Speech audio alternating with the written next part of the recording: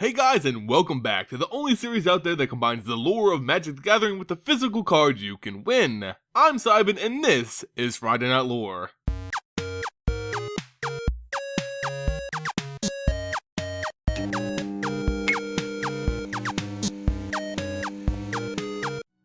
For this week's episode, let's examine a merfolk from Zendikar, and not the one you may be thinking of. Usually that sentence would be followed by the name Kiora, probably the most notable Zendikari merfolk in recent history.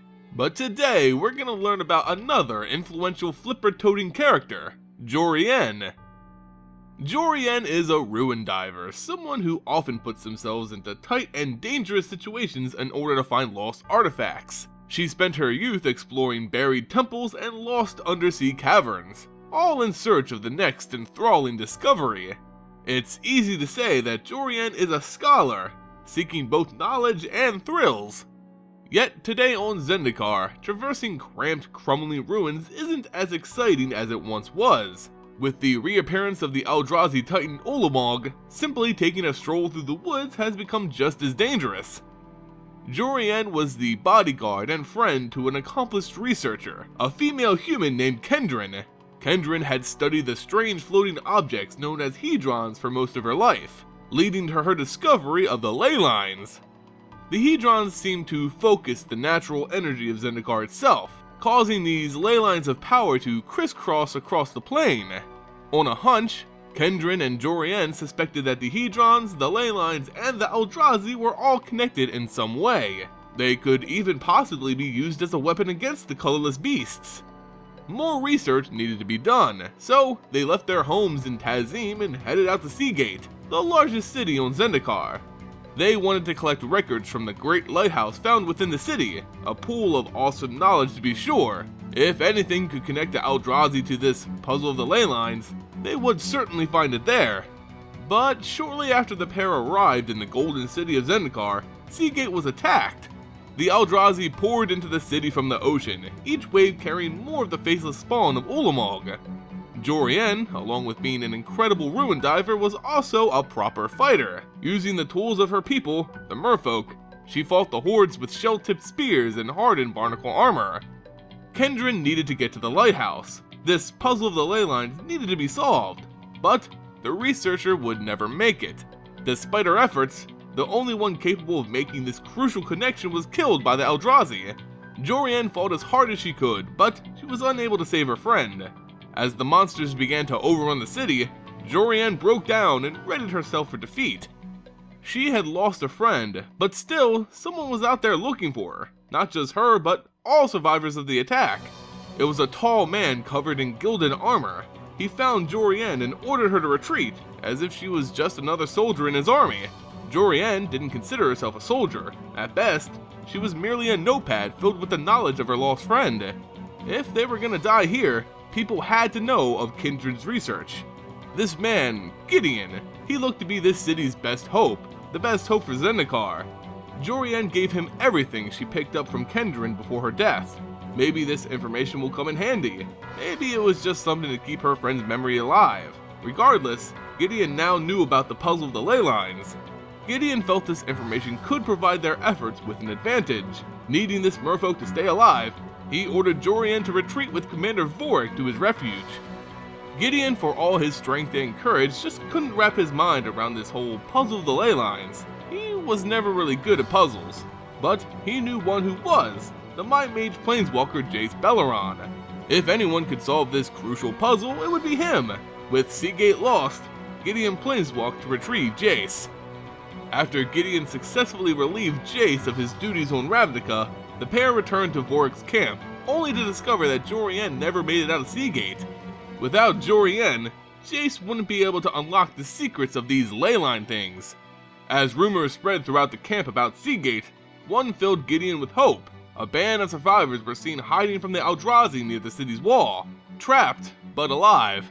Against the advice of his commanding officer and friends, Gideon personally returned to Seagate. He found the group of survivors and managed to liberate them from the lost city. To Gideon's relief, Jori En was indeed alive. After returning to the relative safety of the camp, Gideon introduced Jori En to Jace. From then on, the pair would work together to unlock the puzzle of the ley lines. Their first order of business was to visit the Eye of Ugin, deep beneath the mountain of Akum. They didn't understand why, but Kendron believed it to be the center of the ley lines. The travel there was not without its dangers. Jori En and Jace found themselves running into small packs of lesser Eldrazi, but their greatest threat came from an unexpected source. While under attack, they were rescued by a core woman who looked to shelter the pair.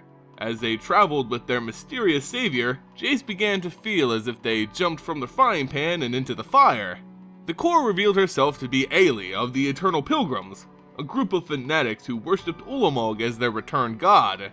To appease their god, the pilgrims make sacrifices to their ever-hungry titan. Jace and Jori En would be his next meal.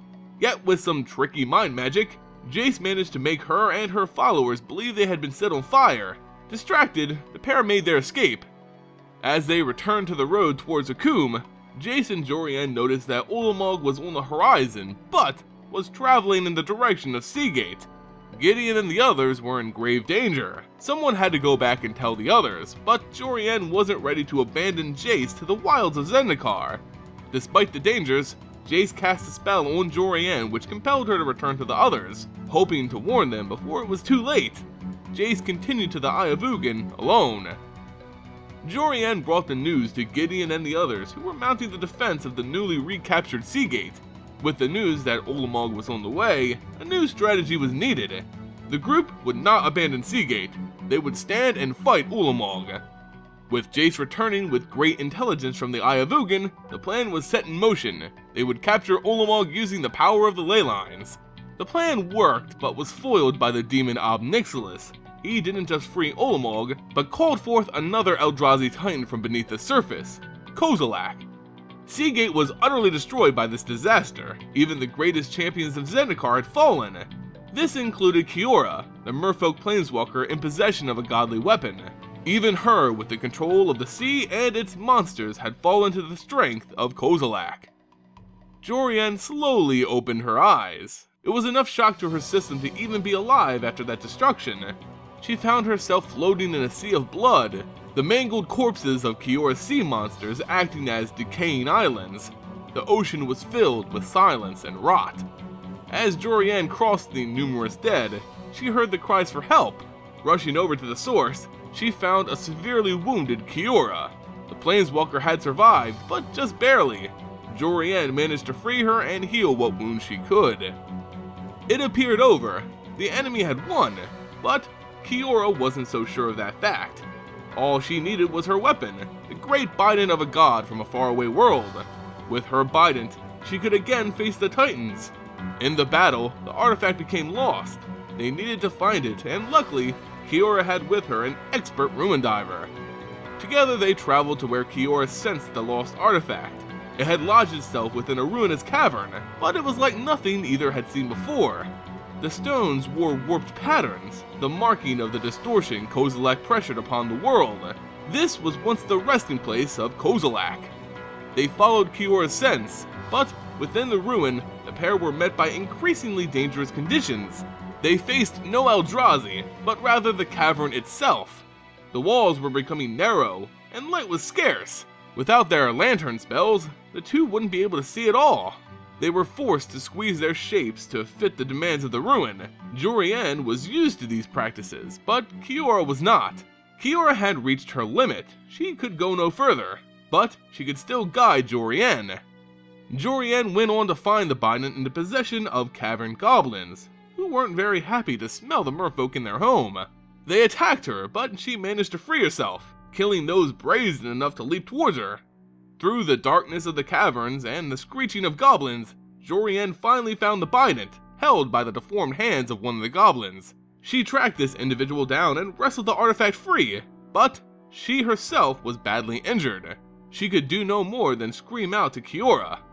The planeswalker managed to overcome her own fears and returned to aid Jori En. With her bident again in her possession, Kiora called forth the power of the waves to fill the cavern with seawater, freeing the two from danger. And that, guys, is the story of the second greatest merfolk on Zendikar. So far, Jori En has proven to be a skilled survivor if nothing else, and it's awesome to see her in print with her own card.